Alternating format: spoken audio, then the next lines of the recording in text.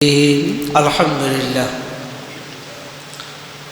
আল্লাহ সুবহানাহু ওয়া তাআলা দরবারে শুকরিয়া যে রব আমাদেরকে জুমার নামাজ আদায় করার উদ্দেশ্যে মসজিদে আসার তৌফিক দিয়েছেন। এজন্য দিল থেকে কালেমাত শুকর আদায় করি আলহামদুলিল্লাহ। রমজানুল মুবারক আমাদের থেকে প্রায় শেষ পর্যায়ে, আমরা শেষের দিকে চলে এসেছি। সামনে আর একটি জুমা আমরা পাব, তাহলে আজকে শেষ দ্বিতীয় জুমায় আমরা অতিক্রম করতেছি। আল্লাহ সুবহানাহু ওয়া তাআলা আমাদেরকে মায়া করে মহব্বত করে মসজিদে নিয়ে এসেছেন। এজন্য আল্লাহ সুবহানাহু ওয়া তাআলার কৃতজ্ঞতা জ্ঞাপন করা দরকার বেশি বেশি করে।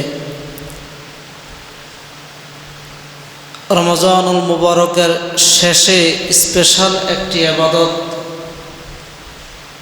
বান্দার জন্য আল্লাহ সুবহানাহু ওয়া তাআলা বরাদ্দ করে রেখে দিয়েছেন।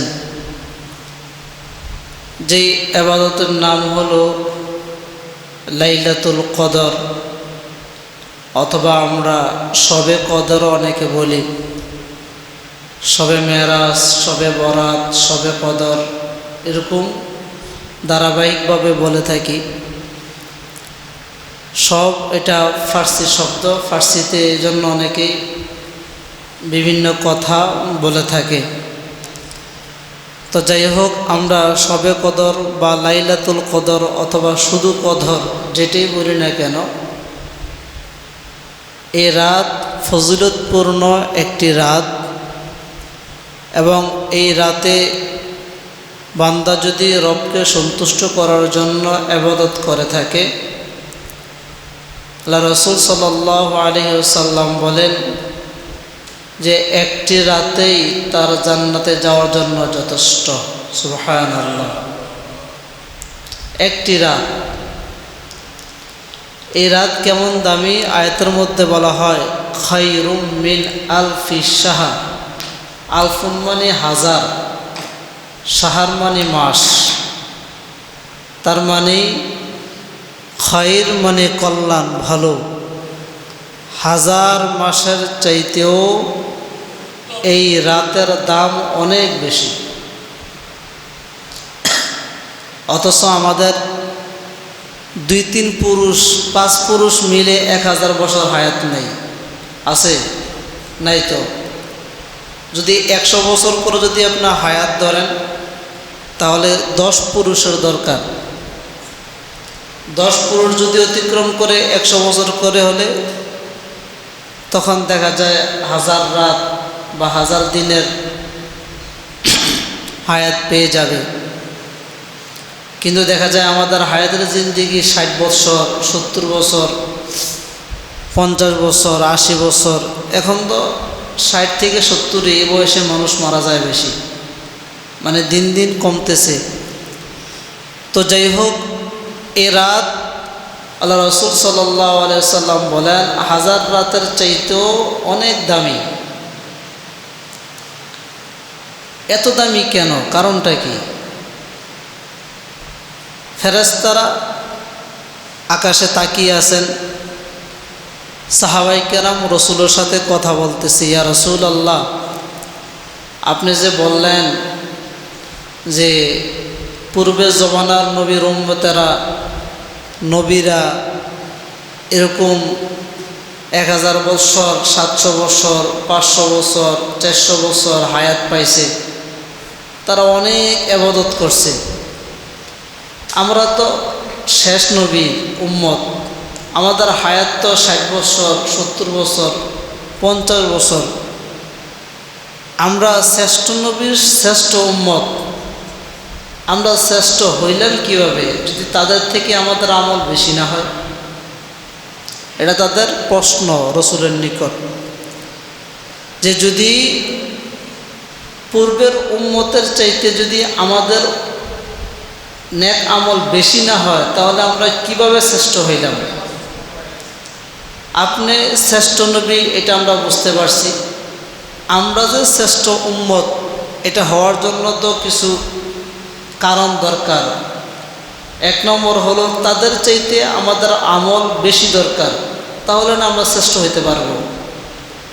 আল্লাহ রাসূল সাল্লাল্লাহু আলাইহি সাল্লাম বলেন, ও আমার সাহাবায়ে কেরাম, তোমরা যদি কিছু অফার গ্রহণ করতে পারো, কিছু সুযোগ যদি তোমরা গ্রহণ করতে পারো, তাহলে দেখা যাবে এক রাত, এক ইবাদত, এক দিনের ইবাদত, একটা মুহূর্তের ইবাদত তাদের 1700 বছর, 800, 2000 বছরের চাইতেও অনেক বেশি হয়ে যাবে। সুবহানাল্লাহ।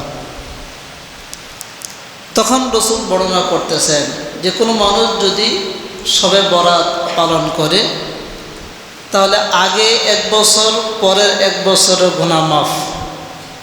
তাহলে একটা মানুষ যদি 50 বছর শবে বরাত পালন করে, তাহলে 100 বছরের গুনাহ তার মাফ হয়ে যায়। তো 100 বছরের গুনাহ মাফ হইলে এই জায়গায় কি ফাঁকা থাকে? না, রব আমল দ্বারা 100 বছর তাকে কী করেন? পূরণ করে দেন। কোনো মানুষ যদি শাওয়ালের রোজা রাখে, আগের 1 বছর, পরের 1 বছরের ফজিলত তার আমল নামে লিখে দেন। তাহলে যদি 50 বছর রোজা রাখে, কত বছর হয়? 100 বছর। তার মানে আর যদি 10টা রাখে, এক রোজায় যদি 2 বছর হয়, 10 রোজায় কয় বছর? হ্যাঁ, 20 বছর। এক রোজায় যদি 2 বছর ফজিলত পান, 10টা রোজা রাখলে কয় বছর? 20 বছর। এখন যদি 1 বছরে আপনি 20 বছরের ফজিলত পান, এবার হিসাব করে দেখেন 50 বছরে আপনি কত বছরের ফজিলত পেতেছেন। আল্লাহ রাসূল সাল্লাল্লাহু আলাইহি সাল্লাম বলে, এরকম কিছু গুরুত্বপূর্ণ দিন আসবে, গুরুত্বপূর্ণ রাত আসবে, গুরুত্বপূর্ণ সময় আসবে। যেমন হজ করতে গিয়ে একটা সময় আছে, আরাফাতের সময়। তুমি ওইখানে গিয়ে যা বলবা তাই আল্লাহ সুবহানাহু ওয়া তাআলা তোমাকে দিবে। হেরাম শরীফে যা বলবা তাই তোমাকে দিবে। হজরে আসওয়াদ চুম্বন করে যা বলবা তাই তোমাকে দিবে। জমজমটা যখন দাঁড়িয়ে পান করবে না, তখন দেখবে যা চাইবে তা তোমাকে দেওয়া হবে। এই যে সময়গুলো, আল্লাহ রাসূল বলেন, এই সময় যদি তোমরা কাজে লাগিয়ে ইবাদত করতে পারো, পূর্বের নবীদের 2000, 3000, 5000 বছরও যদি হায়াত পেয়ে থাকে, তাদের আমলের চাইতেও তোমাদের আমল অনেক বেশি হয়ে যাবে। সুবহানাল্লাহ। তো যখন আল্লাহ রাসূল সাল্লাল্লাহু আলাইহি সাল্লাম বলতেছে যে এরকম একটি রাত তোমাদের নিকটে আসবে, যে রাত 1000 রাতের চাইতেও, 1000 দিনের চাইতেও, 1000 মাসের চাইতেও দামি, 1000 মাসের চাইতেও দামি। ফি লাইলাতুল কদর ওয়া মা আদরাকা মা লাইলাতুল কদর, লাইলাতুল কদরি খায়রুম মিন আলফি শাহর। যে 1000 মাসের চাইতেও দামি যে রাত, তার নাম কি? লাইলাতুল কদর। কদর 1000 মাসের চাইতেও দামি। আল্লাহ রাসূল বলেন যে জিবরাইল আমিন আলাইহিস সালাতু ওয়াস সালামকে কখনো আমাদের ব্যতীত অন্য কোনো কাজে রব ব্যবহার করেন না, কিন্তু এরকম একটি রাত প্রতি বছরে আছে, যেই রাতে আল্লাহ সুবহানাহু ওয়া তাআলা স্বয়ং জিবরাইল আমিন আলাইহিস সালাতু ওয়াস সালামকে নাজিল করেন। এই আয়াতের মধ্যে আছে, তানাজ্জালুল মালাইকাতু ওয়ার রূহু ফিহা বিইذনি রাব্বিহিম মিন কুল্লি আমর। আল্লাহ বলেন যে এই রাতে আমি এই পরিমাণ ফেরেশতা পৃথিবীতে প্রেরণ করি, যা অতীতের কোনো রাতে আমি এই পরিমাণ ফেরেশতা পাঠাই না। যে রাতে আল্লাহ সুবহানাহু ওয়া তাআলা এত বেশি পরিমাণ ফেরেশতা পাঠায়, রব বলেন যে শুধু ফেরেশতা পাঠাই এরকম না, তানাজ্জালুল মালাইকা ওয়ার রূহ, ফেরেশতাদের সর্দার যিনি আছে, তার মানে জিবরাইল আমিন আলাইহিস সালাতু ওয়াস সালাম কেও সহ এই কদরের রাত্রে আল্লাহ সুবহানাহু ওয়া তাআলা জমিনের মধ্যে পাঠায়। সুবহানাল্লাহ। শুধু দেখে যে কারা ইবাদত করতেছে, কি ইবাদত করতেছে, এগুলো শুধু দেখে। এজন্য আজকে রাত থেকেই এই কদরের ইবাদত শুরু হয়ে যাবে। আজ রাত থেকেই কদরের ইবাদত শুরু। যদিও এই রাত কখন, কোন রাত কোনো নির্দিষ্ট জানা নাই। এটা কেমন যেন সমুদ্রের নিচে মুক্তার নেয়। একটা ডুবুরি যখন নাকি মুক্তা বাহির করে ঝিনুক থেকে, তখন সে জানে না যে কোন ঝিনুকে মুক্তা আছে। সে অনেকগুলো ঝিনুক ওইখান থেকে উঠায়, উঠানোর পরে আস্তে আস্তে আস্তে আস্তে আস্তে আস্তে খোলার পরে দেখা যায় কোনোটাতে আছে, কোনোটাতে নাই। যেমন দাউদকান্দি এক ব্রিজের নিচে দেখতেছি এরকম ঝিনুক খুলতেছে। এরা বললাম যে এতগুলো ঝিনুক, মনে হয় অনেক টাকা আজকে আপনি ইনকাম করলেন। বলতেছে হুজুর, আমি প্রায় 2-3 ঘন্টা পর এই পানির নিচে থেকে ঝিনুকগুলো আমি উঠাইলাম, কিন্তু একটা ঝিনুকও আমি পাই নাই, একটা মুক্তাও আমি পাই নাই। তার মানে সে অনেক পরিশ্রম করছে, তারপরেও একটা মুক্তাও সে ঝিনুকে পায় নাই। তো বিষয়টা এরকমই, আমরা যদি তালাশ করি তাহলে আল্লাহ সুবহানাহু ওয়া তাআলা আমাদেরকে কদর দিতেও পারেন, নাও দিতে পারেন। হ্যাঁ, যদি পেয়ে যাই তাহলে আমার কপাল খুলে গেল, জান্নাতের রাস্তা সহজ হয়ে গেল। এখন যদি কেউ মনে করে যে এটা যাতে নির্দিষ্ট না, তাহলে আমার তো তালাশ করার দরকার নাই, তাহলে আপনি পরা কপাল হয়ে গেলেন। যারা নাকি ঝিনুক থেকে মুক্তা বাইর করে, তারা যদি বলে যে ঝিনুক মুক্তা পাই না, এই জন্য আমি ঝিনুক উঠানোর প্রয়োজন নাই, সংসার চলবে, চলবে না, না খেয়ে মারা যাবে। এখন যদি আমরা কেউ এই কথা বলি যে কদর রাত যত নির্দিষ্ট না, ইবাদত করার প্রয়োজন নাই, তাহলে জান্নাতে যাওয়া আমাদের জন্য কঠিন হয়ে যাবে। যেই ইবাদত আমরা করি, এই ইবাদতে জান্নাত প্রশ্নে আসতে পারে না। সাহাবায়ে কেরামের এই এক ওয়াক্ত নামাজের সাথে আমাদের নামাজ আমরা মিলাই, দেখি হয় কি না। সাহাবায়ে কেরামের একটা রোজার সাথে আমাদের রোজাটা মিলাই, দেখি হয় কি না। তাদের দানের এই যে পরিধি ছিল, যেভাবে তারা দান করছে, তাদের দানের সাথে আমাদের দান মিলাই, দেখি হয় কি না। আবু বকর সিদ্দিক রাদিয়াল্লাহু তাআলা আনহু দানের ইতিহাস কি ছিল? কিছুই নাই, পুরো বাড়ি ফাঁকা, একটা সম্পদও নাই। আল্লাহ রাসূল বলছে যে তোমার বাড়িতে কাকে রেখে এসেছো, কি সম্পদ রেখে এসেছো? আবু বকর সিদ্দিক কি বলছে? আমি আমার বাড়িতে আল্লাহ এবং আল্লাহর রসুলকে রেখে এসেছি, কিছুই নেই। তার মানে সব সম্পদ সে নিয়ে আসছে। এরকম দান কিয়ামত পর্যন্ত কোনো মানুষ করতে পারবে? জীবনও না, কিয়ামত পর্যন্ত। যে পৃথিবীর সব কিছু রেখে, এই সব কিছু নিয়ে আসা, আল্লাহ আল্লাহ রসুলকে ঘরে রেখে আসা, এরকম দান কে করতে পারবে? পারবে না।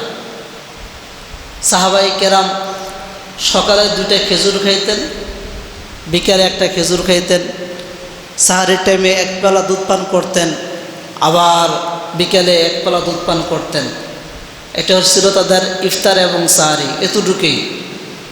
অনেক সময় দেখা যায় এরকম সবাই একসাথে বসে বাচ্চাদেরকে খাবার খাওয়াইতেন লাইট বন্ধ করে, নিজেরা একটু খাইলে খাইতেন, না খাইলে নাই। তারপর দিনের সাহারির নিয়ত করে ফেলতেন, রোজার নিয়ত করে ফেলতেন। তো এইভাবে না খেয়ে রোজা রাখতেন। আমরা তো এখন দেখা যায় ইফতারের সময় খাই, তারাবির পরেও খাই, সাহারির সময়ও খাই, কত আইটেমের রকমারি খাবার, আমাদের অভাব নেই। অথচ তাদের বেলায় এরকম কোনো খাবারই ছিল না। এরকম না খেয়ে কষ্ট ভোগ করে তারা রোজা পালন করছেন। এবং তাদের রোজার সাথে আমাদের রোজা মিলান, এবং তাদের রোজা ছিল নিখুঁত, তাদের রোজার নিখুঁত ছিল। এবং তাদের এমন রোজা ছিল যে রোজার মধ্যে কোনো গুনাহ ছিল না। আমাদের রোজা তো গুনাহে জর্জরিত। তাদের এক একটা রোজায় এক একটা দেহ ছিল। রোজার কিন্তু একটা বডি আছে, দেহ আছে, যে রোজায় আপনাকে জান্নাত পর্যন্ত পৌঁছে দিবে। এজন্য রোজাকে আল্লাহ বডি দেহ করে দিয়েছেন। আমাদের রোজা হয়েছে বিকলাঙ্গ। চোখের গুনাহ করছি তো রোজার হাত নাই, পায়ের গুনাহ করছি তো রোজার পা নাই, হাতের গুনাহ করছি তো রোজার হাত নাই, কানের গুনাহ করছি তো রোজার কান নাই। তার মানে আমরা গুনাহ করি, ওদিক দিয়ে রোজার অঙ্গ এক একটা কি হয়, অঙ্গহানি হয়। শেষ পর্যন্ত দেখা যায় একটা রোজার একটু জীবন আছে, বিকলাঙ্গ অবস্থায় ডাস্টবিনে পড়ে থাকা মানুষ যেরকম, আমাদের রোজার অবস্থা সেম সেরকম। তো এই জন্য সাহাবায়ে কেরামের রোজা ছিল তরুতাজা, এক রোজার বিনিময়ে তারা জান্নাতে চলে যেত, এরকম শক্তিশালী রোজা তাদের ছিল। যেটা বলতেছিলাম যে তাদের রোজার সাথে আমাদের রোজার কোনো মিল নাই, তাদের নামাজের সাথে আমাদের নামাজের কোনো মিল নাই। তারা নামাজ পড়তেন, পাখি মাথায় বসে আছে, পাখি বুঝতেই পারতো না আমি কি খুঁটির উপরে বসছি না বুরুজের উপরে বসছি না মানুষের মাথার উপরে বসছি, এটা পাখি বুঝতেই পারতো না। অথচ আমরা নামাজ পড়তেছি, মশায় কামড় দিলে মশা পর্যন্ত বলতে পারে যে আমি কারকে কামড় দিতেছি, এরকম না বিষয়টা। তাহলে তাদের নামাজ আমাদের নামাজে কোনো মিল নাই। তো যাই হোক, যেটা বলতেছিলাম, কদরের রাত আমাদের তালাশ করতে হবে। যদি আমরা তালাশ করতে পারি তাহলে আল্লাহ সুবহানাহু ওয়া তাআলা আমাদেরকে নাজাত দিয়ে দিবে। আজ থেকে কদরের রাত শুরু, একদম 30 তারিখ পর্যন্ত যে কোনো রাত কদরের রাত হতে পারে, যেই কোনো রাত, নির্দিষ্ট কোনো রাত নাই। আমরা অনেক সময় লাইলাতুল কদর 27-এ সারা বাংলাদেশে আমরা উদযাপন করে থাকি। সারা রাত পর 27-এ আমরা কি করি, কদর তালাশ করি। অথচ দেখা যায় 27-এর কদরের ক নাই, 27-এ কিছুই নেই। তা সারা রাত পরে ইবাদত করলাম কদরের আশায়, কদর তো পাইলাম না। কেউ প্রমাণ করতে পারবে না নির্দিষ্টভাবে যে 27-এই কদর আছে, এটা কেউ বলতে পারবে না। হ্যাঁ, বর্ণনা আছে যে 27-এ হওয়ার সম্ভাবনা, এরকম বর্ণনা আছে। নিশ্চিত করে যে 27-এই লাইলাতুল কদর, এটা কেউ বলতে পারবে না। বিভিন্ন হাদিসে বিভিন্ন রাত সম্পর্কে বর্ণনা করা হয়েছে। যেমন একটা হাদিস আমি আপনাদেরকে শোনাই। আল্লাহ রাসূল সাল্লাল্লাহু আলাইহি সাল্লাম বলেন যে তোমরা রমজানুল মুবারকের শেষ 10 দিন বেজর রাত্রে লাইলাতুল কদর তালাশ করো। রমজান মুবারকের শেষ 10 দিন কোন রাত্রে? বেজর রাত্রে। বেজর রাত কি? 21, 23, 25, 27, 29, এই 5টি বেজর রাত। আল্লাহ রাসূল বলছে যে এই বেজর রাত্রে তোমরা কি করো? লাইলাতুল কদর তালাশ করো। হাদিসের মধ্যে আছে তাহাররাউ লাইলাতুল কদরি ফিল উইত্রি মিনাল আশরিল আওয়াখির মিন রমাদানা। তাহাররাও তোমরা তালাশ করো লাইলাতুল কদরি, লাইলাতুল কদরকে ফিল উইত্রি বেজর রাত্রে মিন আশরিল আওয়াখিরি রমাদানা, রমাদানের শেষ দশকে। এখন এই হাদিস দ্বারা আমরা জানতে পারলাম শেষ দশক আজকে থেকে শুরু। আজকে থেকে রমজানুল মুবারকের শেষ দশক শুরু। তাহলে আজ রাত হইতে পারে, 23 তারিখের রাত হতে পারে, 25 তারিখের রাত হতে পারে, 27 তারিখের রাত হতে পারে, 29 তারিখের রাতেও হতে পারে। তাহলে এই হাদিসের মাধ্যমে আমরা জানলাম কি শুধু এই 27-এর রাত এরকম, নাকি শেষ দশকের যে কোনো রাত? হ্যাঁ, শেষ দশকের বেজর যে কোনো রাত হতে পারে। তাহলে আমরা যারা 27 নিয়ে বসে আছি, 27 নিয়ে বসে থাকার কোনো সুযোগ আছে? সুযোগ নাই। আমরা শেষ দশকে যে কোনো রাত্রে কি করব? লাইলাতুল কদর তালাশ করব। আরেকটা হাদিস আছে, এই হাদিসের মধ্যে রাসূল বলেন যে লাইলাতুল কদর হলো 21 রজনী। লাইলাতুল কদর 21শে রজনী, তার মানে আজ রাত লাইলাতুল কদর।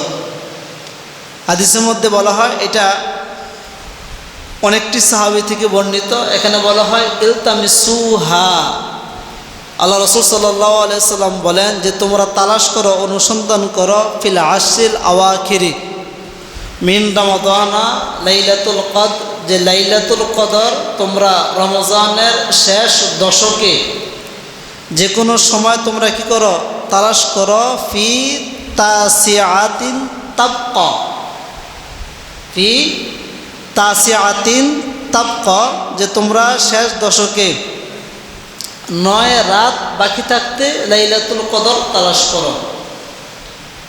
তাহলে শেষ দশকে 9 রাত মানে যেমন আজকে হলো 10ম রাত, আজ থেকে 30 পর্যন্ত হলো 9ম রাত, 9টি রাত। আল্লাহ রসুল বলছেন যে 9টি রাত বাকি থাকতে তোমরা লাইলাতুল কদর তালাশ করো। তাহলে আমরা যদি পিছন থেকে 9 রাত বাকি বাদ দিয়ে দেই, তাহলে আজকে যে রাত আছে 21শে রজনী, এই 21শে রজনীতে লাইলাতুল কদর হওয়ার সম্ভাবনা আছে। এই রাতেই রসুল বলেন বেশি বেশি ইবাদত করার জন্য। তাহলে প্রথম যে হাদিস বর্ণনা করলাম ওইখানে বলা হয়েছে যে শেষ বেজর রাত্রে তোমরা লাইলাতুল কদর তালাশ করো। তাহলে এর মাধ্যমে জানা যায় যে বেজর যে কোনো রাত লাইলাতুল কদর হতে পারে।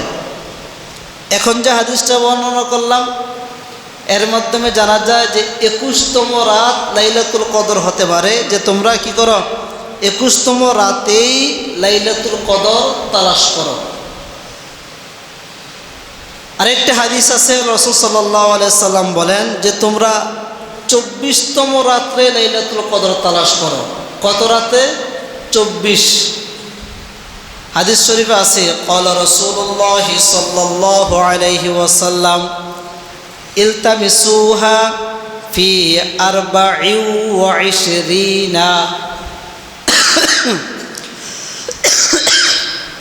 আল্লাহ রাসূল সাল্লাল্লাহু আলাইহি সাল্লাম বলেন তোমরা 24তম রাত্রে লাইলাতুল কদর তালাশ করো।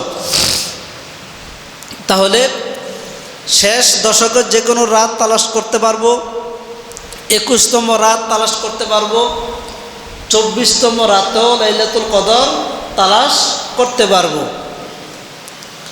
আল্লাহর হাবিব সাল্লাল্লাহু আলাইহি সাল্লাম আরেক হাদিসের মধ্যে বলছেন যে তোমরা 25তম রাত্রে লাইলাতুল কদর তালাশ করো। 25তম রাত্রে এই হাদিসের মধ্যে বলা হয় খরাজান নবী সাল্লাল্লাহু আলাইহি সাল্লাম, রসুল একদিন বাইর হইলেন ঘর থেকে। বাইর হয়ে এরকম দেখতেছেন কে আছে সামনে, সাহাবায়ে কেরাম কে আছে দেখতেছেন। কি জন্য? লিয়ুখবিরানা বিলাইলাতিল কদরি, সাহাবায়ে কেরামকে সংবাদ দিবে। এই জন্য যে সাহাবায়ে কেরাম যারা আছে তাদেরকে বলবে যে তোমরা এদিকে আসো, আজকে লাইলাতুল কদর হবে অথবা আগামীকাল লাইলাতুল কদর হবে, এরকম সংবাদ দেওয়ার জন্য রসুল বাইর হয়েছেন ঘর থেকে। বাইর হয়ে দেখতেছেন কি ফাতা লাহা, যে রসুল বলতেছেন যে আমি বাইর হয়ে দেখতেছি রজুলান মিনাল মুসলিমিন, যে 2জন মুসলমান তারা ঝগড়া করতেছে। একজন অপরের সাথে কি করতেছে? ঝগড়া করতেছে। রসুল বলতেছেন যে আমি তাদের ঝগড়ার দৃশ্য দেখে যখন আমি ঝগড়া বন্ধ করতে যাই তখনই আমি এই কদর সম্পর্কে ভুলে যাই। তখন আমার আর স্মরণ ছিল না যে কদর কখন, আমি ভুলে গেছি। আল্লাহ রসুল বলেন ফাকালা খরাজতু লিউখবিরাকুম বিলাইলাতিল কদরি, যে আমি যখন নাকি দেখলাম ফাতাহালা ফুলান ও ফুলান, অমুক ব্যক্তি ঝগড়া করতেছে, তখন আমি তাদের ঝগড়ার দৃশ্য দেখে আমি ভুলে যাই, আমার মনে নাই, আমি তাদেরকে বলতে পারি না যে লাইলাতুল কদর কখন হবে। তখন রসুল বলেন ফারুফিয়াত, আমার থেকে এটা উঠিয়ে নেওয়া হয়, মানে আমাকে ভুলিয়ে দেওয়া হয়। এজন্য আমি আর সাহাবায়ে কেরামকে বলতে পারি না। হ্যাঁ, তবে ওয়াসা আইয়াকুনা খায়রাল লাকুম, যে তোমাদের জন্য উত্তম হলো যে তোমরা ইলতামিসুহা ফিল খামেস, 25তম রজনীতে তোমরা কি করবে? লাইলাতুল কদর উদযাপন করবে। এটা তোমাদের জন্য কল্যাণকর হবে। কততম রজনী? 25তম রজনী। তার মানে 25-এর রাত তোমরা লাইলাতুল কদর তালাশ করবে। আল্লাহ রসুল বলেন, তোমরা যদি 25তম রাতে লাইলাতুল কদর তালাশ করতে পাইলাম 24তম রাত, এই হাদিসের মধ্যে পাইলাম কত রাত? 25তম রাত লাইলাতুল কদর পালনের জন্য রসুল বলছেন। আরেক হাদিসের মধ্যে আছে, রসুল বলেন যে 27 এবং 29তম রাত্রে তোমরা লাইলাতুল কদর তালাশ করো। 27 এবং 29তম রাত্রে এই হাদিসের মধ্যে আছে, এটা মুসনাদে আহমদের মধ্যে আছে। বলা হয় লাইলাতুল কদরি সাবিআহ আও তাসিআহ ওয়া 20, যে লাইলাতুল কদরটা তোমরা তালাশ করো সাবিআহ 27তম রাত, আও তাসিআহ অথবা 29তম রাত তোমরা লাইলাতুল কদর তালাশ করো। তাহলে আমরা 25-এর পরে 27 এবং 29তম রাত লাইলাতুল কদর তালাশ করার জন্য রসুল বলছেন, এইটাও পাইলাম। আল্লাহ রসুল সাল্লাল্লাহু আলাইহি ওয়াসাল্লাম আরেক হাদিসের মধ্যে বলতেছেন যে তোমরা লাইলাতুল কদর 23তম রাত্রে তোমরা তালাশ করো। 23 কততম রাত? 23তম রাত। হাদিসের মধ্যে আছে যে উরিতু লাইলাতুল কদরি, যে আমাকে দেখানো হয়েছিল লাইলাতুল কদর সম্পর্কে। আল্লাহ রসুল বলেন যে আমি ঘুমিয়েছিলাম, এমন সময় রব আমাকে বলে যে মুহাম্মদ সাল্লাল্লাহু আলাইহি সাল্লাম, এই রাতে হলো লাইলাতুল কদর, তুমি তোমার উম্মতকে জানিয়ে দাও। এরকম স্পষ্ট আমাকে দেখানো হয়েছে। আল্লাহ রসুল বলেন সুম্মা উনসিতুহা, অতঃপর কোনো এক সময় আমাকে হঠাৎ যেটা দেখাইছে এটা আমার থেকে উঠিয়ে নিছে, মানে আমি ভুলে গেছি। আমাকে আবার পুনরায় বলিয়ে দেওয়া হয়েছে, আমি যাতে স্পষ্ট করে না বলতে পারি, আমাকে আবার ভুলিয়ে দেওয়া হয়েছে। রসুল বলেন যে আমি যে দেখেছি এমন রাত, যেই রাতে তিনিন মাউন তিন, যে রাতে আকাশ থেকে ফামুতিনা বৃষ্টি বর্ষণ হতো, অল্প অল্প বৃষ্টি পড়ত। আমি নিজেই জমিনের মধ্যে সেজদা দিছি, আমার কপালে এরকম নরম কাদা মাটি লেগেছিল। সাহাবাই কেরাম আমাকে দেখেছে, দেখে বলল, ইয়া রাসূলুল্লাহ, এটা এরকম কেন? তখন সাহাবাই কেরামকে আমি বললাম যে এই রাতেই হলো লাইলাতুল কদর। তখন সাহাবাই কেরাম বলল যে আজকে এই রাত? আল্লাহ রসুল বলতেছেন যে না, আমার মনে নাই, আমাকে ভুলিয়ে দেওয়া হয়েছে। রসুল তখন বলতেছেন কি, আমাকে ভুলিয়ে দেওয়া হয়েছে আজকে এই রাত। এটা আমি শিওর বলতে পারতেছি না, কিন্তু অনেক আমল রসুল করে ফেলছেন এই ফাঁকে। তারপরেও রসুল যাতে ভুলে গেছেন আর বলতে পারেন নাই, পরিশেষে আল্লাহ রসুল বলতেছেন যে ইলতামিসুহা লাইলা থালাথিউ ইশরিনা, হে আমার সাহাবায়ে কেরাম, যাই হোক আমি যা কিছু করছি তোমরা দেখছো, এখন আমি ভুলে গেছি। এখন আমি তোমাদেরকে বলতেছি যে তোমরা 23তম রাত্রে লাইলাতুল কদর তালাশ করো। কত রাত্রে? 23তম রাত্রে তোমরা লাইলাতুল কদর তালাশ করো। তাহলে আমরা শেষ বেজোর সব রাত লাইলাতুল কদর পেয়ে গেলাম। 21তম রাত লাইলাতুল কদর পেয়ে গেলাম, 23তম রাত লাইলাতুল কদর পেয়ে গেলাম, 24 রাত পাইলাম, 25 রাত পাইলাম, 27 রাত পাইলাম, 29তম রাত লাইলাতুল কদর পাইলাম। তো এখন আমরা যদি কেউ 27 নিয়ে বসে থাকি, হবে না তো। আপনার শেষ রজনীতে যে কোনো রাত ইবাদত করতে হবে লাইলাতুল কদর পাওয়ার জন্য। শুধু যে 27টি আপনি লাইলাতুল কদর আশা থাকবেন, হবে না। এগুলো সব বুখারী এবং মুসলিমের রাওয়ায়াত, প্রত্যেকটাই বুখারী মুসলিমের সহিহ বর্ণনা, মুসনাদ আহমদের সহিহ বর্ণনা। অতএব আপনি এক রাত্রে ইবাদত করলে আপনি পান কিনা সন্দেহ আছে। আপনি সব রাত ইবাদত করতে হবে। আল্লাহ সুবহানাহু ওয়া তাআলা যে কোনো রাত আপনি পেয়ে যাবেন। তো এই জন্য লাইলাতুল কদর আমাদের 23তম রাত্রে কি করতে হবে? তালাশ করতে হবে। উবাই ইবনে কাব রাদিয়াল্লাহু তাআলা আনহু থেকে একটা হাদিস বর্ণিত যে তিনি বলেন ২৭তম রাতের ব্যাপারে উবাই ইবনে কাব বলতেছেন যে ওয়াল্লাহি ইন্নী লা আ'লামুহা ওয়া আকসারু ইলমি হিয়া লাইলা আল্লাতী আমারানা রাসূলুল্লাহ সাল্লাল্লাহু আলাইহি সাল্লাম। উবাই ইবনে কাব বলতেছে, আল্লাহর কসম যে আমাকে লাইলাতুল কদর সম্পর্কে বলা হয়েছে আমি কিন্তু খুব ভালো করে জানি। তিনি বলেন আমার অনেক জ্ঞান, ওয়া আকসার আমি অধিক জানি, অনেক ভালো জানি। আমাকে রসুল লাইলাতুল কদর সম্পর্কে বলছেন আমার স্পষ্ট মনে আছে। মানে তিনি খুব গুরুত্ব সহকারে সাহাবায়ে কেরামকে বলতেছেন যে তোমরা লাইলাতুল কদর তালাশ করো। কখন? তখন উবাই ইবনে কাব বলতেছে বিকিয়ামিহা হিয়া লাইলা 27 যে তোমরা লাইলাতুল কদর ২৭তম রজনীতে তালাশ করো। কততম রজনী? ২৭তম রজনীতে তোমরা লাইলাতুল কদর তালাশ করো। আরেকটা হাদিস আছে, ওই হাদিসের মধ্যে বলা, এও বুখারীর riwayat, ওইখানে বলা হয় যে তোমরা লাইলাতুল কদর ওই রাতে তালাশ করো যেই রাতে আকাশের মধ্যে এরকম বাটি দেখা যায়। বাটি মানে পেয়ালা যেরকম একটা গোল চিহ্ন থাকে, দেখা যাবে আকাশের মধ্যে এরকম একটা গোল চিহ্ন রাতের বেলা থাকবে। তোমরা ওই রাতেই লাইলাতুল কদর তালাশ করো, ওই রাতে তোমরা কি পেয়ে যাবে? কদরের রাত পেয়ে যাবে। তাহলে এতগুলো হাদিসের মাধ্যমে আমরা কি জানলাম? আমরা জানলাম যে লাইলাতুল কদর আমাদের শেষ বেজর রাত, যে কোনো রাত ইবাদত করতে হবে। লাইলাতুল কদর যদি কোনো মানুষ পেতে হয় 21তম রাত ইবাদত করতে হবে। লাইলাতুল কদর পেতে হলে 23তম রাত ইবাদত করতে হবে।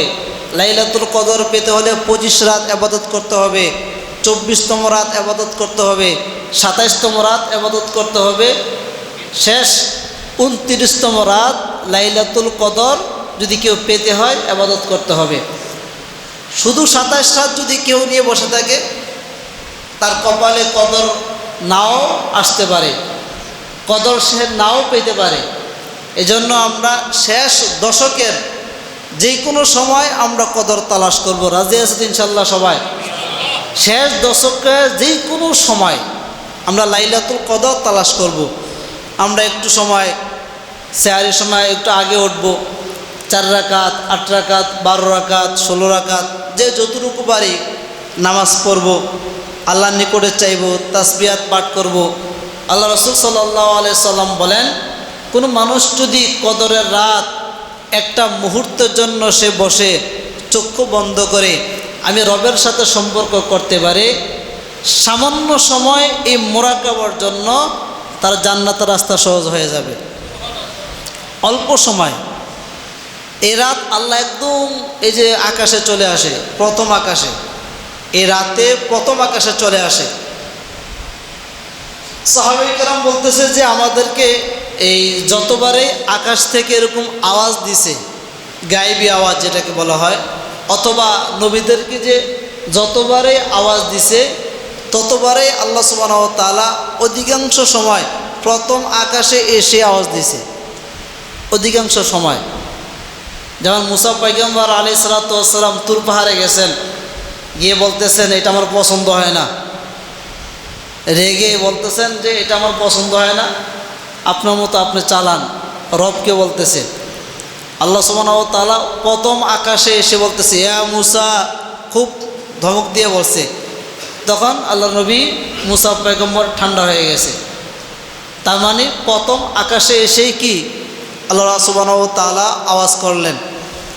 যখন নাকি ইউসুফ পয়গম্বর কূপে পড়ে যায়, জিবরাইল এসে যখন নাকি উঠায়, যখন নাকি এই ইউসুফ পয়গম্বর বলতেছে যে আমি শেষ হয়ে গেলাম, আমার তো কেউই নেই, ভাইরা আমাকে একবারেই পাষাণহীন কূপে নিক্ষেপ করলো, এরকম যখন নাকি কাকুতি মিনতি সে বলতেছে, রবের সাহায্য চাইতেছে, আল্লাহ সুবহানাহু ওয়া তাআলা জিবরাইলকে বলতেছে তুমি তাড়াতাড়ি যাও, তুমি তাড়াতাড়ি যাও, আমিও আসতেছি।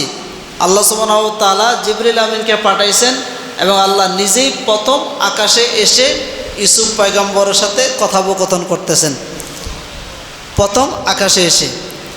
তো এরকম নবীদের ইতিহাস যদি আমরা একটু দেখি, দেখতে পাই যে আল্লাহ সুবহানাহু ওয়া তাআলা প্রথম আকাশে এসে নবীদের সাথে কি করছেন, আলাপ আলোচনা করছেন। এরকম সাহাবাই কেরামের ইতিহাস এও দেখতে পাই যে প্রথম আকাশে এসে সাহাবীদের সাথে কথা বলছেন। তো এই জন্য এই রাতে আল্লাহ সুবহানাহু ওয়া তাআলা প্রথম আকাশে চলে আসে। মাগরিবের যখন নাকি আপনার সূর্য অস্ত যায়, যখন নাকি মুয়াজ্জিন বলে লা ইলাহা ইল্লাল্লাহ, মানে আজানের শেষ ধ্বনি দেওয়ার সাথে সাথেই আল্লাহ সুবহানাহু ওয়া তাআলা দল বল নিয়ে, ফেরেশতা নিয়ে, যা আছে সবাইকে নিয়ে প্রথম আকাশে চলে আসে। প্রথম আকাশে এসে জিবরাইলের হাতে দায়িত্ব দেয়। জিবরাইল আমিনকে বলে যে এই রাতে তোমার কত ফেরেশতার প্রয়োজন? তখন জিবরাইল আমিন আলাইহিস সালাতু ওয়াস সালাম বলে যে আমার এই পরিমাণ ফেরেশতার প্রয়োজন। এই পরিমাণ, কত পরিমাণ এটা কেউই জানে না। পরিমাণটা কতটুকু এটা আল্লাহ ছাড়া কেউই জানে না। কিন্তু ফেরেশতা কতজন আছে এটা জিবরাইলও জানে না। কত মজার বিষয়, কতজন ফেরেশতা আছে এটা জিবরাইল আমিন আলাইহিস সালাতু ওয়াস সালামও জানে না। তিনার অধীনে যে কজন আছে এই কজন খবর জানে, অন্যজনের অধীনে যারা আছে এই খবর সে কিভাবে জানবে? সে তো আর আলিমুল গায়েব না। আলিমুল গায়েবের মালিক কে? আল্লাহ। এখন তো রসুল আলিমুল গায়েব না, এরকম নেই। রসুল কি আলিমুল গায়েব? কথা বলে না। রসুল আলিমুল গায়েব, এটা বিশ্বাস করতে হবে আপনার। যদি বিশ্বাস করেন রসুল আলিমুল গায়েব, ইমান নাই, কিন্তু ইমান চলে যাবে। যদি রসুল আলিমুল গায়েব হতেই নেই, তাহলে এই যে এতক্ষণ হাদিস বর্ণনা করলাম যে আমাকে ভুলে দেওয়া হয়েছে, রসুল তো জানতেন ভুলার কি আছে এখানে। রসুল তো আমাদেরকে বলে দিতেন যে 25 রাত শবে কদর তোমরা পালন করবে, শেষ। অথবা 27 রাত শবে কদর তোমরা পালন করবে, শেষ। বা 21 রাত শবে কদর তোমরা পালন করবে, এরকম না। তো রসুল এই কথা কেন বলছেন? সুম্মা উনসিতুহা, আমাকে ভুলিয়ে দেওয়া হয়েছে। তা আলিমুল গায়েব হলে বলার কি আছে এখানে? অসংখ্য হাদিস আছে যেখানে রসুল বলছেন যে আমি করতে চাইছি, পারি নাই, আমি ভুলে গেছি। তার মানে কি আলিমুল গায়েব? আলিমুল গায়েব না, বিশ্বাস করা যাবে না। আলিমুল গায়েবের মালিক একমাত্র কে? আল্লাহ। আলিমুল গায়েব কি জানেন? আলিমুল গায়েব হলো যার কর্তৃত্বে আসমান, জমিন, লৌহ, কলব, চাঁদ, সেতারা, আসমানের উপরে যা আছে, জমিনের নিচে যা আছে, সব কিছু যার কর্তৃত্বে চলে, সে হলো আলিমুল গায়েব। কথা বুঝছেন? আবু জাহেল এসে বলতেছে মোহাম্মদ হাতে কি আছে বলো, স্পষ্ট হাদিস। তখন রসুল অনেকক্ষণ চিন্তা করলেন। চিন্তা করার পরে আকাশ থেকে আওয়াজ আসলো। রসুলকে বললেন মোহাম্মদ তুমি যদি এখন বলতে না পারো, তারা বলবে তোমাকে পাগল, অথবা বলবে তোমাকে ভণ্ড। এটা বলা যাবে না, আমি তোমাকে বলে দেব, তুমি বলবা, সত্যি হবে, সেই ঈমান আনলে আনবে, না আনলে নাই। তখন আল্লাহ নিজেই জিবরাইলের মাধ্যমে বলতেছেন যে রসুল আপনি বলে দিন তার হাতের মধ্যে হিজার, পাথর আছে, পাথর। তখন রসুল বলে দিলেন হে চাচা আপনার হাতের মধ্যে পাথর আছে। তখন সে খুললেন, দেখলেন পাথর। তখন বলতেছে তুমি তো বড় জাদুঘর। কাকে বলতেছে? রসুলকে, যে তুমি তো অনেক বড় জাদুঘর। তাহলে এই যে হাদিস, এর মাধ্যমে কি পাইলাম? যে প্রথম আল্লাহ রসুলকে বলছেন, বলার পরে ওই অনুযায়ী রসুল আমল করছেন। কিন্তু রসুল কি প্রথম জানছেন যে এটা যে আলিমুল গায়েব বা এটা যে পাথর? প্রথম জানছেন?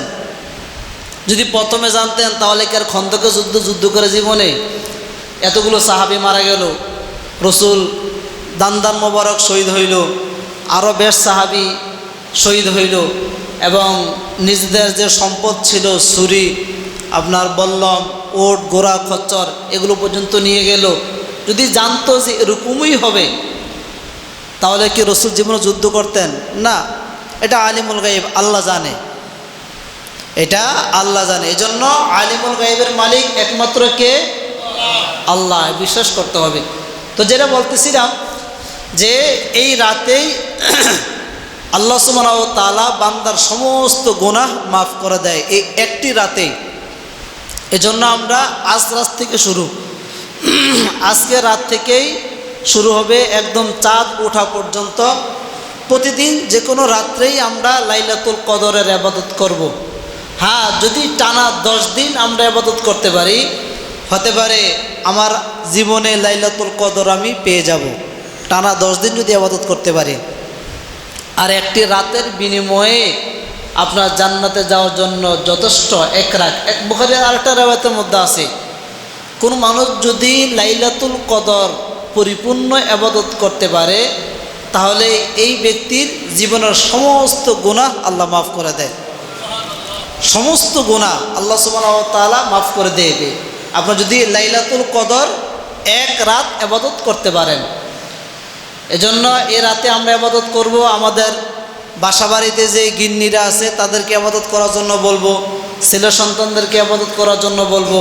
প্রতিদিন রাতে তাদেরকে আমরা বলবো যে তোমরা কিছু না কিছু সময় হলো কোরআন তেলাওয়াত করো, তাসবিহাত পাঠ করো, নামাজ পড়ো, বিভিন্ন ইসলামিক বই পড়ো, হাদিস পড়ো। দেখা যায় অল্প সময় ইবাদত করছেন, আপনার আমলনামায় কি পরিমাণ যে আপনি পাইছেন এটা হাসরের ময়দানে পাইলে আপনি বুঝতে পারবেন। এর আগে কখনো জানবেন না, এর আগে কখনোই জানবেন না। দেখা যাবে এক হাদিসের মধ্যে আছে, একটা মানুষ তার জাহান্নামের ফয়সালা হয়ে গেছে, জাহান্নামের ফয়সালা হয়ে গেছে। এখন সে যাইতে চায় না, তাকে হাঁকাই হাঁকাই নিতেছে জাহান্নামের দিকে, বারবার ফিরে ফিরে তাকায় রবের দিকে, কিন্তু সে যাইতেছে আবার তাকাইতেছে, যাইতেছে আবার তাকাইতেছে। ডানে বায়ে তাকায়, আত্মীয় স্বজন কেউ নাই, থাকলেও তো কোনো পরিচয় নাই। এদিকে তাকায় ওদিকে তাকায়, কাউকে দেখে না, অবস্থা খুব ভয়াবহ। সে তাকাইতেছে আল্লাহর দিকে। তখন ফেরেশতারা বলতেছে যে এই যে তোমার এক বান্দা, সে বারবার তাকাইতেছে, কি মায়া লাগতেছে আমাদের। তখন আল্লাহ বলতেছেন ফেরেশতাদেরকে যে তোদের মায়া লাগে? বলে হ্যাঁ। বল তোদেরকে কি পরিমাণ মায়া দয়া আমি দিছি, কি পরিমাণ। তখন ফেরেশতারা বলে যে 100 ভাগের 1 ভাগ মায়া আপনি গোটা বিশ্বের সৃষ্টির মধ্যে দিছেন। তার মানে আমরা যে ফেরেশতা আছি অগণিত, ওই কিঞ্চিত পরিমাণ মায়া আমাদের মধ্যে আছে, এর বেশি না। তখন আল্লাহ সুবহানাহু ওয়া তাআলা বলতেছেন যে তোদের চাইতে তো মায়া আমার বেশি, তাকে ডেকে নিয়ে আয়, তাকে ডেকে নিয়ে আসো। ডেকে নিয়ে আসবে, আসার পরে বলবে যে যে তোমার জীবনের অতীতের এরকম কোনো নেক আমল আছে কি না, যেটার মাধ্যমে তুমি আবার আপিল করতে পারবে। আবার আপিল করলে দেখা যায় আমরা বিবেচনা করে তোমাকে জান্নাতে পাঠাইতে পারবো, আছে কি না। তখন বলবে যে না, কোনো নেক আমল নাই, শুধু বদ আমল। বলে তুমি একটু মনোযোগ দিয়ে দেখো, চক্ষু বন্ধ করবে, বন্ধ করে দেখবে যে না, সব বদ আমল। আল্লাহ সুবহানাহু ওয়া তাআলা বলেন যে তুমি ঘুমের ঘরে কদরের রাত্রে শুধুমাত্র আমি রবকে সন্তুষ্ট করার জন্য নয়, মানে তুমি ঘুমে অচেতন অবস্থায় তুমি খেয়ালবিহীন অনেক জোরে বলেছিলে আল্লাহু আকবার, এই শব্দটা বলেছিলে কদরের রাত্রে, আমি এইটার যাজা তোমাকে দিয়ে আজকে নাজাতের ফয়সালা করে দিলাম। একটা যাজা, একবার একটা ধ্বনি একটা মানুষ দিছে, এই ধ্বনির বিনিময়ে সে কি জান্নাত পেয়ে গেল। তার মানে এটা না যে আমি একবার আল্লাহু আকবার বলবো শেষ, এরকম না। আবার এটা রব যার সাথে যেরকম দয়া করে এরকম। দেখা যাবে একটা মানুষ সারা জীবন ইবাদত থাকবে, কপালে দাগ থাকবে, হাঁটুতে দাগ থাকবে, হাতে দাগ থাকবে, এখানে অনেক দাগ থাকবে নামাজের এবং জাকাতের অনেক কিছু থাকবে। তাকে ডেকে আনা হবে, আনার পরে জিজ্ঞেস করবে এই যে সালাত, নামাজ, রোজা, হজ, জাকাত, এই যে স্তূপ দেখা যাইতেছে সব তোমার, এখন তুমি কি জান্নাতি? সে বলবে হ্যাঁ আমি জান্নাতি। তখন তার ইখলাস ডেকে আনা হবে, তার যে ইখলাস ছিল সে কিভাবে ইবাদত করছে ডেকে আনা হবে। তখন ইখলাস যখন আনা হবে, তখন ইখলাসের মধ্যে সে যখন তাকাবে দেখবে যে নামাজ পড়ছো তো মানুষকে দেখানোর জন্য, তো নামাজ সরাই দেবে, যাও নিয়ে যাও। রোজা রাখছে, ঠিক মতনে রোজা রাখছে, কিন্তু সব হারাম ছিল, হালাল না, সব হারাম। ইফতারি, সাহারি, রক্ত, মাংস, হাড়, মজ্জা সব হারাম। রোজা সরাও, নিয়ে যাও। হজ করে এসে 10টা হজের অর্থ হারাম, হজ নিয়ে যাও। জাকাত দিছে, 100 কোটি টাকা জাকাত আসছে, 50 লক্ষ টাকা জাকাত গরু ছাগলের মতো বিক্রি করে দিয়ে দিছে, ওই যে টাকমাক দিয়া 200-300 দিয়ে দিছে, শেষ, জাকাত সরাও। তখন দেখবে যে ফাঁকা হয়ে গেছে, ইলা তাপ্পা আইস, যে তার আর জীবনের কোনো কিছুই বাকি নেই, সব সম্পদ শেষ। আল্লাহ বলবে, এখন কোন সম্পদ দিয়ে তুমি জান্নাতে যাবে? কোন সম্পদ দিয়ে জান্নাতে যাবে? তখন সে বলবে, আমার যে ইবাদত আছে নামাজ, বলবে যে কপালের সিল, হাঁটুর সিল, হাতের সিল। হ্যাঁ, তুমি রুকু দাও, উসজুদ, তুমি সেজদা দাও। দেখবে রুকু দিতে যাবে, পারবে না, এরকম হয়ে যাবে, এরকম বাঁকা হবে, পারবে না, এরকম সোজা থাকবে। রুকু দিবে, সামনের দিকে, পরে যাবে পিছনের দিকে। হাদিসের মধ্যে আছে, সে সামনে ঝুঁকতে চাইবে, সে পিছনের দিকে সোজা হয়ে পড়ে যাবে। আবার উঠাবে, আল্লাহ বলবে যে রুকু দাও, পারবে না, আবার উঠাবে, রুকু দাও, পারবে না। অনেকবার সে চেষ্টা করবে রুকু দিতে, পারবে না। আল্লাহ সুবহানাহু ওয়া তাআলা বলেন, পরে আমি তাকে একটা সুযোগ দেব যে রুকু দাও, সে রুকু দিবে। তারপরে বলবে যে এবার রুকু থেকে ওঠো, ও রুকুতেই থাকবে, রুকু থেকে আর উঠতে পারবে না। এগুলো মানুষকে তখন দেখাবে যে যে রুকু দিছে, রুকু থেকে ওঠার শক্তি তার নাই। দাঁড়িয়ে আছে, রুকুতে যাওয়ার শক্তি তার নাই। সেজদা দিছে, সেজদা থেকে ওঠার শক্তি তার নাই। এই শক্তি ক্ষমতা আল্লাহ ওই দিন কী করবে? দেখাবে। রব বলেন যে তোমার যে অবস্থা, এই অবস্থায় দেখে তো মনে হয় না তুমি নামাজ পড়ছো। নামাজ পড়ছো? বলছে যে নামাজ তো পড়ছি, এখন তো রুকু সিজদা দিতে পারতেছি না। তখন তার যে নামাজের হাকিকত ফেরেশতারা নিয়ে আসবে, তার সবাই নিয়ে আসবে, দেখবে যে সে নামাজ পড়ছে, নামাজ শেষ হয়ে গেছে, পুরো দোকানের হিসাব তার নামাজের মধ্যে শেষ হয়ে গেছে। দেখবে নামাজ পড়তেছে, নামাজের মধ্যে মনোযোগ, আজকে ছেলে সন্তানকে মার্কেট করে দেব, অফিসে এই টাইমে যাব, ওই জায়গা থেকে আমি এই পরিমাণ ঘুষ নেব, এরকম নামাজে হিসাব মিলায়। অনেক সময় নামাজে কি করে হিসাব নিকাশ মিলায়, কোন জায়গা থেকে টাকা আনা যায়, কিভাবে মারা যায়, কিভাবে দেওয়া যায়। এই যে আপনি নামাজে হিসাব মিলাইতেছেন, রাসূল বলেন উজকুরু কাজা, ওই দিন আপনাকে এই বিষয়টা স্মরণ করিয়ে দিবে। আপনি দেখবেন যে এই ওয়াক্ত নামাজে আপনি এই কাজ করছেন, এই ওয়াক্ত নামাজে এই কাজ করছেন, এই ওয়াক্ত নামাজে এই কাজ করছেন। তার মানে নামাজে আপনি কাজ করছেন, আপনার নামাজ কবুল হবে কোন জায়গা থেকে? তখন রব জিজ্ঞেস করবে, তুমি এখন কি দিয়ে জান্নাতে যাবে? তখন সে বলবে, হে আল্লাহ, আপনি ছাড়া আমার আর কেউই নাই, আপনি যদি আমাকে দয়া করেন আমি জান্নাতে যেতে পারবো, যদি দয়া না করেন আমি জাহান্নামী। তো এই জন্য অনেক ইবাদত করে যে জান্নাত বলা যায় না, আবার ইবাদত না করে যে জান্নাত বলা যায় না। তবে হ্যাঁ, যে যতটুকুই করবে খালেস, মানে দিল সাক্ষী রেখে খুব পিওর খাঁটি ইবাদত করার চেষ্টা করবে, যতটুকুই করুক। আপনি একবার বলছেন সুবহানাল্লাহ, খুব মন থেকে বলবেন, আর বারবার বলতেছেন সুবহানাল্লাহ, বারবার বলতেছেন, লাভ নেই। দেখা যায় সুবহানাল্লাহ এই একবারের গুরুত্ব যতটুকু, আপনার যদি 100 বার বলেন সুবহানাল্লাহ 100 বার যদি বলেন, কোনো কাজে আসবে না। এজন্য এরকম একবার বলতে হবে। আলহামদুলিল্লাহ একবার, আল্লাহু আকবার একবার, যতটুকু একবার যে আবার বলবেন এরকম না। বলতেছি আপনি একবার বলেন বা 10 বার বলেন, যতটুকুই আপনি বলেন, খুব হৃদয় নিংড়ানো ইবাদত যেটাকে বলা হয়, খালেস পিওর, এরকম ইবাদত করব। তাহলে আজ রাত থেকেই কদরের রাত শুরু হবে। আমরা ইনশাল্লাহ সকলেই কোনো না কোনো সময় আগামী 10 রাত বেশি বেশি করে ইবাদত করার চেষ্টা করব। আল্লাহ সুবহানাহু ওয়া তাআলা তৌফিক দান করুক।